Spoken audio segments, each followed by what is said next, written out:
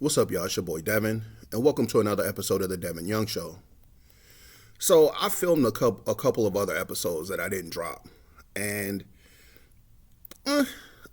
needless to say, I probably wasn't too happy with them, but I will re-record those in the future with a little more information, a little more stats. And they just felt rushed, and they just felt really disorganized. So I'm going to re-record those. There's a lot of other information that came into the fray after the fact. So I feel like if I leave those or omit those, it just won't be a good look. So I decided to talk about something else today, and that is something that I came across last night. Now, it's something that I've known about for a while. It's something that kind of disregarded, one ear in, one ear out kind of thing. But I got into this little TikTok conversation. I came across the post that was basically FBA versus the Diaspora. Now, I'm American. I was born in the States, raised in the States. When I was 25, I moved to Canada. So I'm a part of this Diaspora. My family came over, as far as we know, the last known or the earliest known ancestor that I have was born on the Cedar Hill plantation in South Carolina. His name was Eli, and his birth date was 1735, or should I say his birth year was 1735.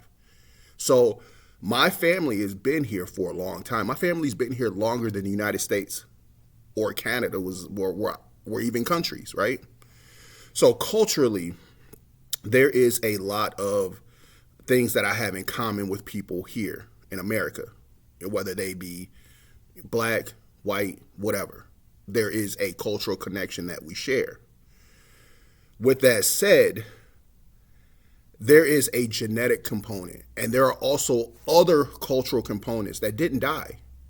They still lived on, they still carry on. The way we praise, the way we worship, the way we dance, the way we sing, the way we cook, marital traditions. These are still things that are still here and still prevalent within the culture.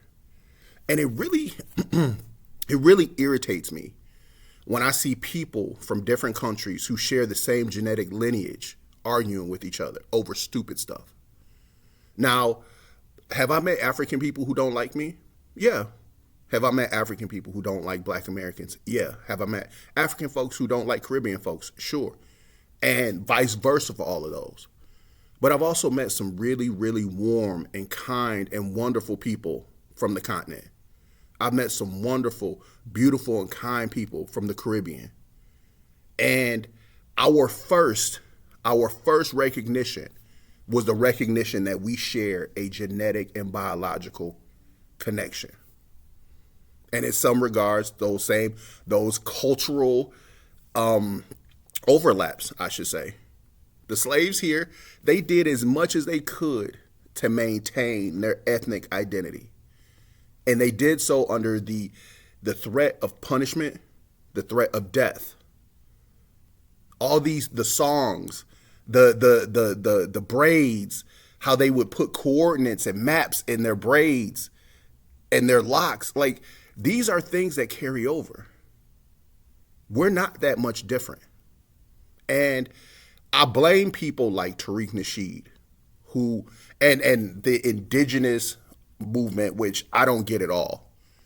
Yes, I am well aware that Mansa Musa in the 13th century sent hundreds, if not thousands, of ships from Mali to the New World, and they never returned.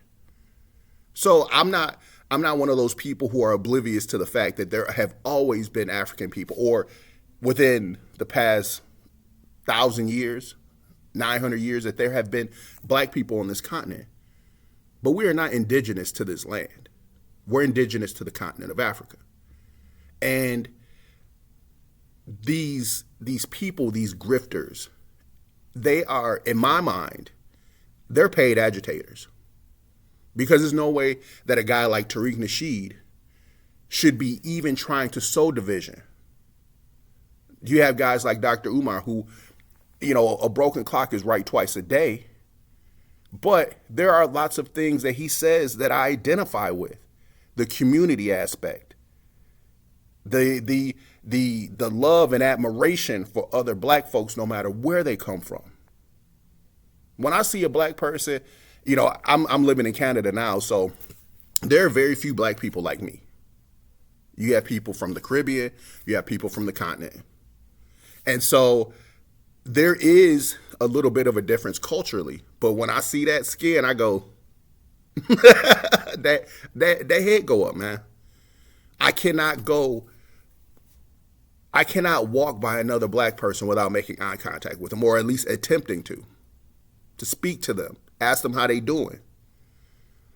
I don't understand it, because for me growing up, my parents, they, looking back on it, they really helped to prepare me for who I am now. My Aunt Robin, who I love to death, my favorite auntie, my Aunt Robin, she was dating a Nigerian man when I was young. So I grew up, hanging around her. His name was Larry. I haven't seen Larry in forever. He went to he went back home a long time ago, but him, Larry, his brother, his sister. Now, his sister, I would leave this story for another time, but I find it to be very appropriate here. So your boy Devin, when he was about 4 or 5, he had a little accident. And I don't mean nothing crazy. He had a little accident. 4 or 5-year-old Devin decided he was going to go use the bathroom. And back in the day, as you can see, I'm in my 40s. Back in the day, we used to wear the onesies. I don't know what the kids wear now, but we used to wear the onesies, pajamas to go to bed. And Devin was like, I'm not going to take my time zipping up this onesie. And Devin zipped up that onesie. And little Devin, he did not like it at all.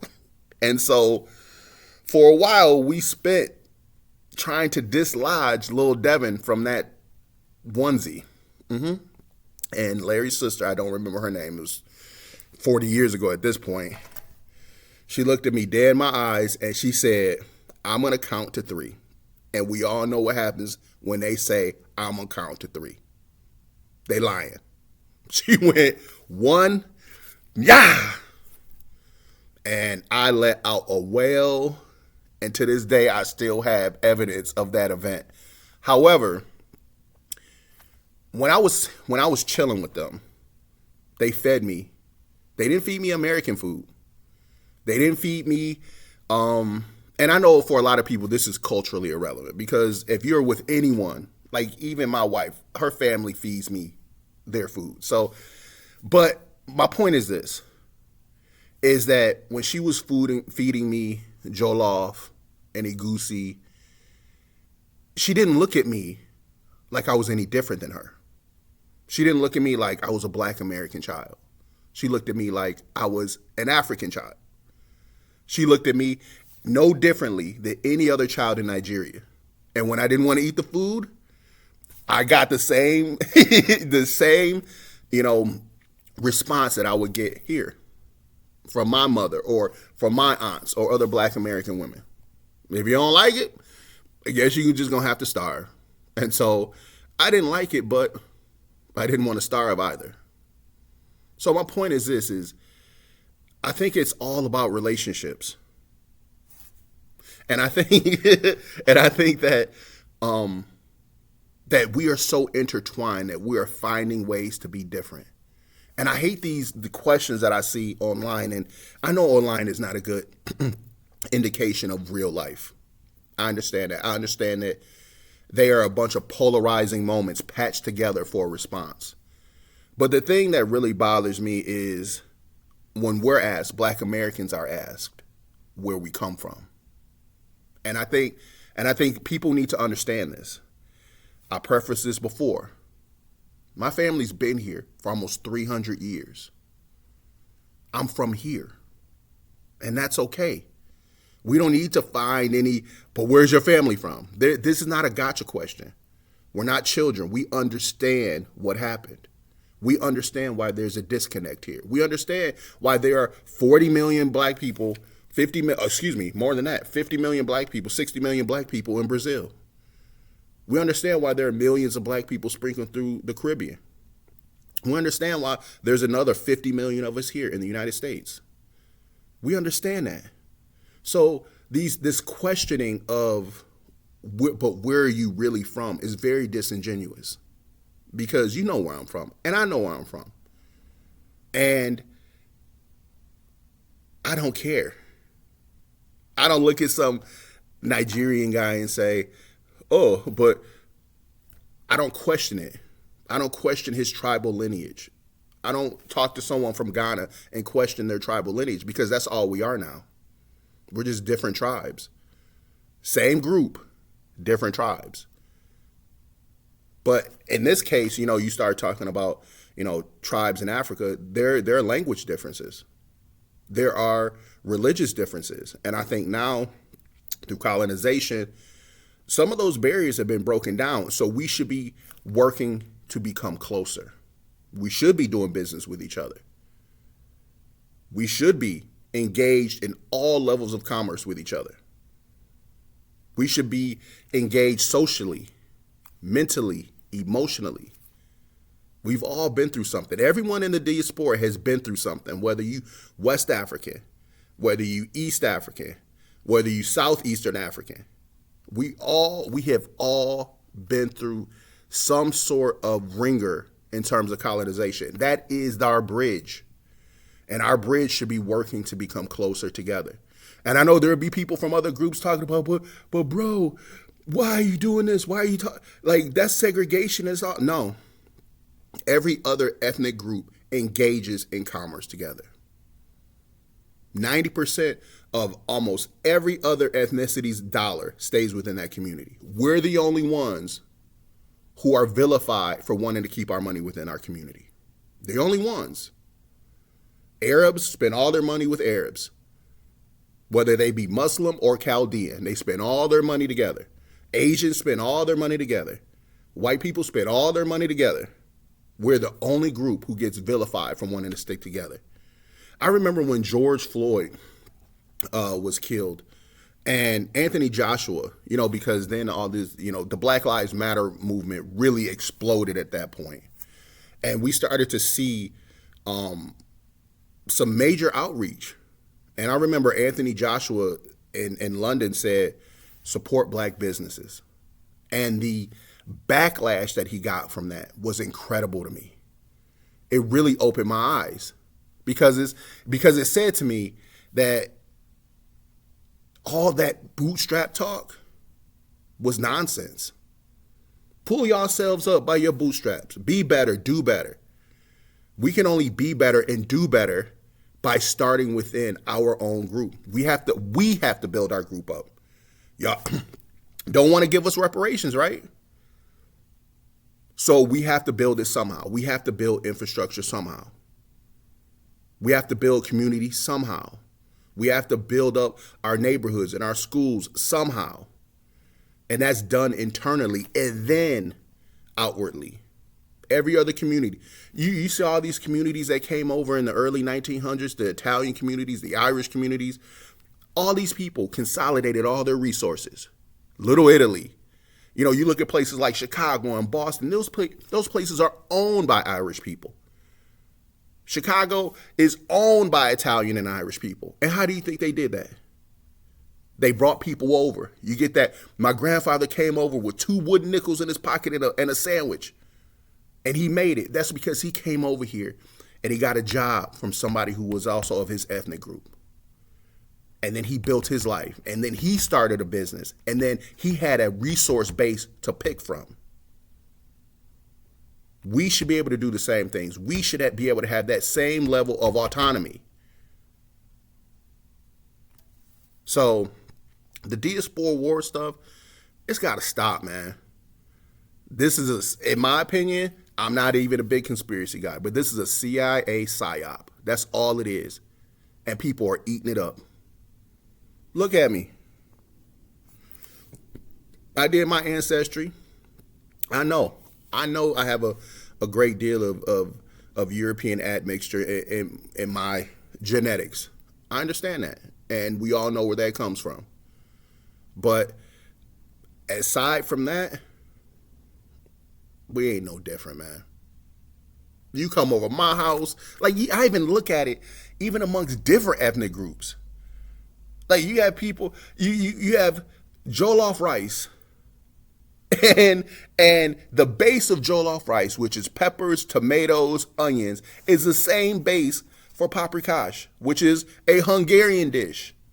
So if your food is that similar between two people who have nothing in common genetically, what do you think our differences are? Because jerk chicken is just a different way of barbecuing chicken. That's all it is. Soul food is just a different derivative of African food. And Creole cooking and the South, New Orleans, all these places, these are all just mishmashes.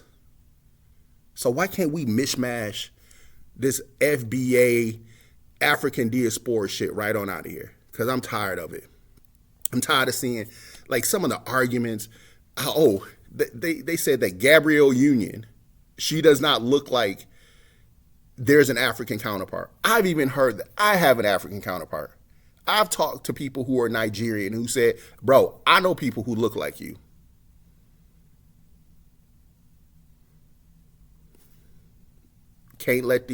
We cannot let people destroy us and break us down. That's why we are where we are now. Because this capitalistic mindset is not who we are. And you can see it in all ways, shapes, and forms. That's why we have terms like it takes a village. It takes a village to raise a child, because that's what we did. We actually used our community to bring everybody together and raise up our children. Even when I was younger, I remember playing, and other people's parents would discipline you, or they would threaten to discipline you. And I remember one of my neighbors doing that to me, and I'm playing in his yard, and his father's like, you know what? He said something about taking the bark off my booty. He was from the South. So I went home and I told my mom that, and the first question that came out of her mouth was, what did you do? I mean, this man didn't touch me. He didn't threaten to touch me. And as a kid, we try to think that our parents are always going to be on our side about everything. But she went down and she talked to this man, and he told her what happened. And she said, if he does it again, you have my permission to whoop him, to discipline him. Did I do it again? No. Hell no. Because that was a big man. I mean, I was a young kid, but that was a big man, and I wasn't trying that. So, but yeah, man, this is from me to you. This is Devin, American, Black American, FBA. I just want all y'all to know, from Nigeria to Ghana to Cote d'Ivoire to Angola, Kenya, Tanzania, Congo, South Africa, Brazil, Jamaica, and everything in between. I love y'all with all my heart. I really do. And I wish nothing but the best for you and for us.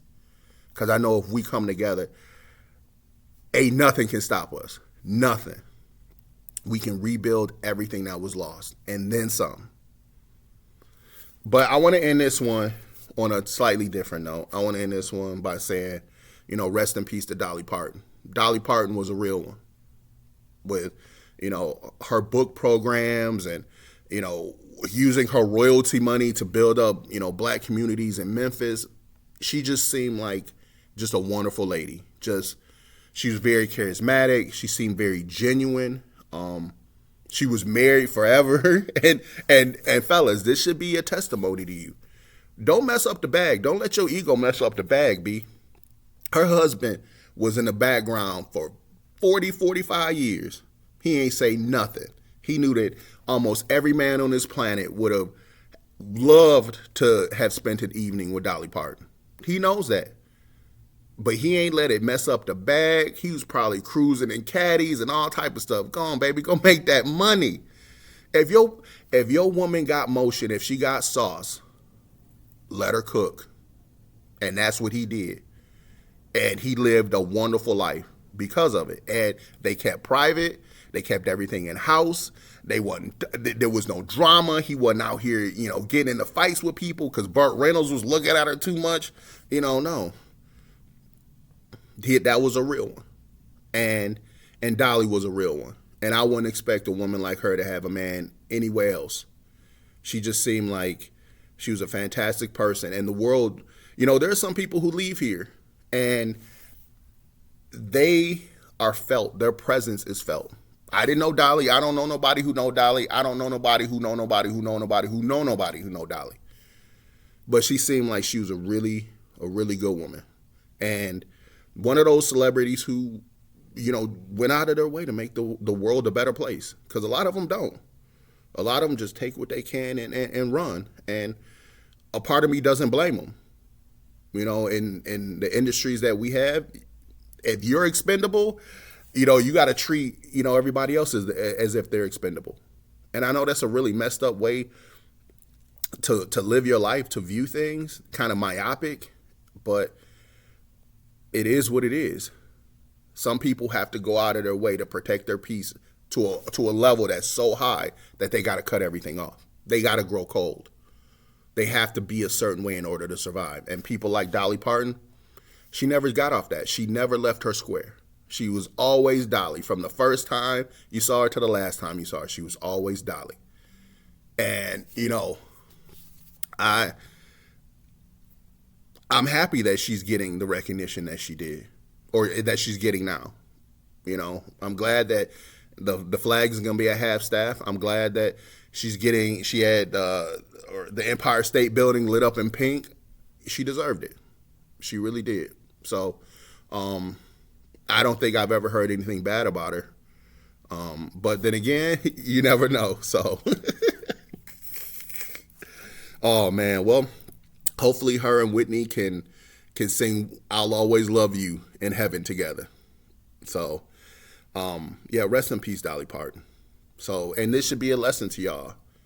Live your life like you want to be remembered. Live your life how you want to be remembered.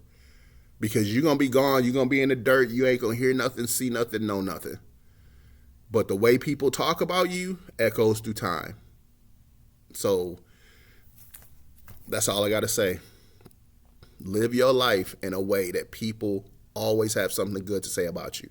When you gone, let them cry tears of happiness, not tears of joy that you gone. You know what I'm saying? That's the worst feeling. So she's a shining example of that. Live your life like you want to be remembered. So with that said, I hope y'all have a good day. I hope y'all have a good rest of your week. And as usual, tell your mama you love her. Tell your dad you love them. Tell your siblings, spouses, boyfriends, girlfriends, whomever. And most of all, tell yourself you love you too. Peace.